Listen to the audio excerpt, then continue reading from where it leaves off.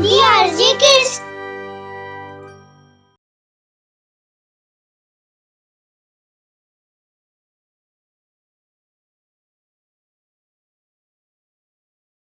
कहानी मेहनती रमन। भरतपुर नाम के गांव में राघव और रमन नाम के दो भाई रहते थे। दोनों में बहुत प्रेम था। गांव में उनके आपसी प्रेम को देखकर सब खुश रहते थे।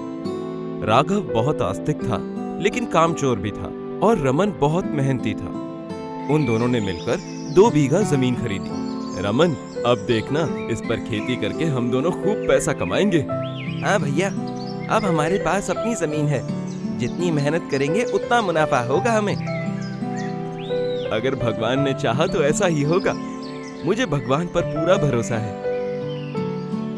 इस तरह से दोनों ने अपनी अपनी बात कही। रमन ने दूसरे दिन से खेतों में काम करना शुरू कर दिया। जमीन से घास साफ किया, मिट्टी की खुदाई की, फिर बीज बोए। लेकिन राघव सिर्फ मंदिर में भगवान के सामने आशीर्वाद मांगते रहता था। भगवान, सब आपके हाथ में ही है। इंसान जो कुछ भी करता है वो सब आपकी वजह से ही होता है। मुझ पर भी अपनी कृपा बनाए रखना। इधर रमन की मेहनत रंग लाई। दिन बीते, महीने बीते, चारों तरफ हरियाली छा गई। देखा भैया, कितनी अच्छी फसल उगी है हमारे खेतों में। सब भगवान का आशीर्वाद है। मैंने हर दिन भगवान से आशीर्वाद लिया है, तभी ये सब हुआ है। रमन ने ये सुनकर कुछ भी नहीं कहा। वो बस मन लगाकर अपने खेतों में काम करता रहा, और राघव उस भगवान से प्रार्थना करता और दिन भर दूसरों के काम में दखल देता। अरे ओ हरि काका, क्या कर रहे हो? देख रहे हो ना बेटा, खेत में काम कर रहा हूँ। अरे आपकी उम्र काम करने की नहीं, घर पर आराम करने की है। अगर मैं आराम करूंगा तो मेरा काम कौन करेगा?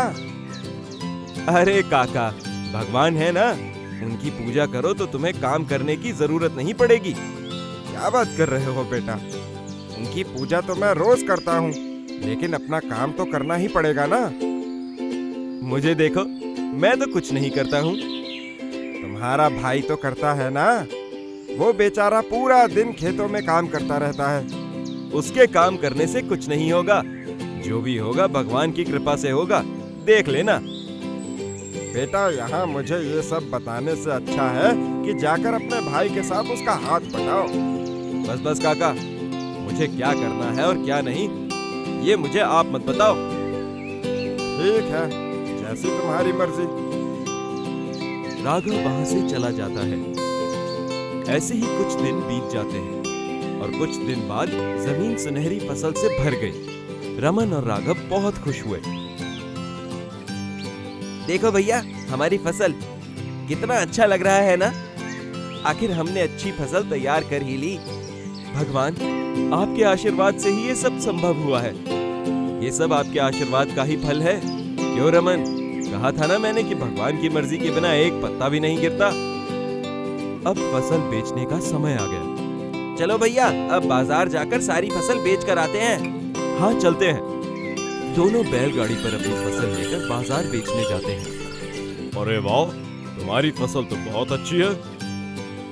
हाँ साहूकार जी, सब भगवान की कृपा है। भगवान की कृपा से ज्यादा रमन की मेहनत का नतीजा है। बहुत मेहनत की है रमन ने खेतों में। अरे नहीं साहूकार जी, बिना भगवान की मर्जी के ये सब नहीं होता। रमन को राघव की बात बुरी लगती है, लेकिन वो चुप रहता है। फसल बेचकर उनको अच्छा मुनाफा होता है। अरे वाह, कितना मुनाफा हुआ है हमें। अगर ऐसे ही चलता रहा तो बहुत जल्दी हमारे पास कई और बीघे खेत हो जाएंगे। हाँ भैया, आने वाले समय में हम लोग और भी जमीन खरीद लेंगे। हाँ हाँ, क्यों नहीं। दोनों भाई पैसे लेकर घर आते हैं। पैसों के बंटवारे को लेकर बात शुरू होती है। चलो पैसों का बंटवारा कर लेते हैं। हाँ भैया, लेकिन इसमें परेशानी की कोई बात नहीं है। जो भी मुनाफा हुआ है हम आधा आधा बांट लेते हैं। देखो रमन, भगवान के आशीर्वाद से ही इतना लाभ हुआ है हमें, और उनको हर दिन मैंने ही याद किया है, तो मुझे ज्यादा पैसा मिलना चाहिए। देखो भैया, इस जमीन पर बीज बोने से लेकर फसल काटने तक का सारा काम मैंने ही किया है। बहुत मेहनत की है मैंने, और मेहनत का भी तो कुछ मूल्य होता है ना, तो लाभ का ज्यादा हिस्सा मुझे मिलना उचित है। ये क्या? हमने जो भगवान से आशीर्वाद मांगा था, उसके बिना क्या ये फसल होती? बोलो। इसलिए ज्यादा मुझे मिलना चाहिए, समझे तुम? फिर दोनों में धीरे धीरे बहस होने लगी। फसल की बात को लेकर दोनों में झगड़ा और विवाद शुरू हो गया। दोनों गांव के मुखिया के पास गए। मुखिया जी ने पूरी बात सुनने के बाद कहा, मैं तुम दोनों की बात समझ गया हूँ। मैं इस समस्या का हल जरूर निकालूंगा। जी मुखिया जी, अब आप ही रास्ता निकालिए। मैं तुम दोनों को एक काम दूंगा। तुम दोनों में से जो इस कठिन काम को कर लेगा, उसे ही लाभ का ज्यादा हिस्सा मिलेगा। बोलो, क्या तुम दोनों को मेरी ये बात मंजूर है? हाँ मुखिया जी, मैं तैयार हूँ। हाँ मुखिया जी, मैं भी तैयार हूँ। फिर मुखिया जी ने उन दोनों को 2 बोरियां देकर कहा, इन बोरियों में कंकड़ मिलाया हुआ गेहूं है। कल सुबह तक गेहूं अलग और कंकड़ अलग करके लाना होगा। मैं तुम दोनों का काम देखकर विचार करूंगा, ठीक है? ठीक है मुखिया जी। जी मुखिया जी। राघव और रमन दोनों बोरियां उठाकर ले जाते हैं। राघव बोरी को उठाकर मंदिर में रख देता है और कहता है, हे प्रभु, आपका आशीर्वाद रहा तो सब संभव होगा, और ये साबित हो जाएगा कि मैंने सही कहा था। बस अब आप अपना आशीर्वाद मुझ पर बनाए रखिए। इधर रमन रात भर दिए की रोशनी में गेहूं और कंकड़ अलग करता रहा। सोचा था कि आज खुशियां मनाएंगे, फसल के इतने अच्छे दाम मिले हैं, लेकिन इतना मेहनत करने के बाद भी मुखिया जी ने ये काम दे दिया है। चलो कोई बात नहीं, ये भी कर लेता हूँ। उधर राघव इस बात से खुश है कि उसका काम तो भगवान कर देंगे। मैंने तो बोरी मंदिर में रख दी है, भगवान मेरा सारा काम देख लेंगे, मुझे कुछ भी करने की जरूरत नहीं है। अब मैं आराम से सो जाता हूँ। ये कहकर वो सो जाता है। सुबह होती है। चलो मुखिया जी के पास जाता हूँ गेहूं और कंकड़ लेकर।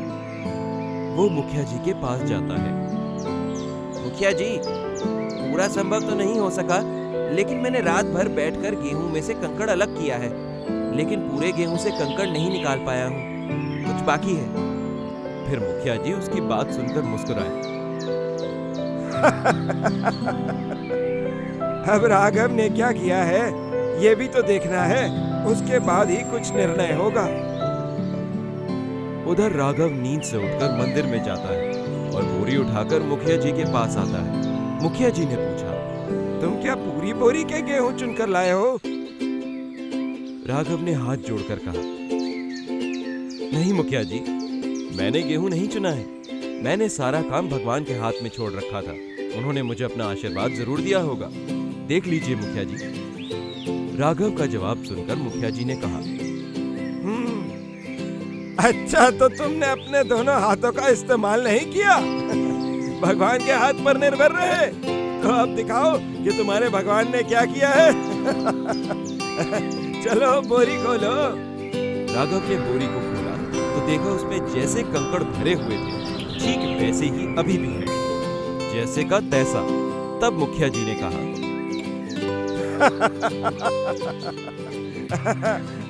भगवान ने सबको 2 हाथ दिए हैं काम करने के लिए, यही उनका सबसे बड़ा दान है। वो उनको ही आशीर्वाद देते हैं जो मेहनत करते हैं, समझे राघव? इसीलिए रमन के मेहनत से तुम्हारी फसल हुई है, तुमने कोई मेहनत नहीं की है, इसीलिए लाभ का हिस्सा रमन को ही ज्यादा मिलेगा।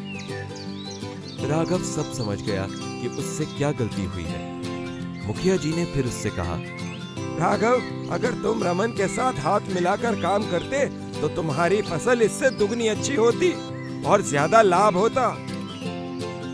उसके बाद रमन और राघव दोनों मिलकर अपने खेतों में मेहनत करने लगे। उस साल और ज्यादा फसल हुई और उसे बेचकर बहुत ज्यादा लाभ हुआ। और फिर कभी इन दोनों के बीच हिस्से और बंटवारे को लेकर कोई विवाद नहीं हुआ।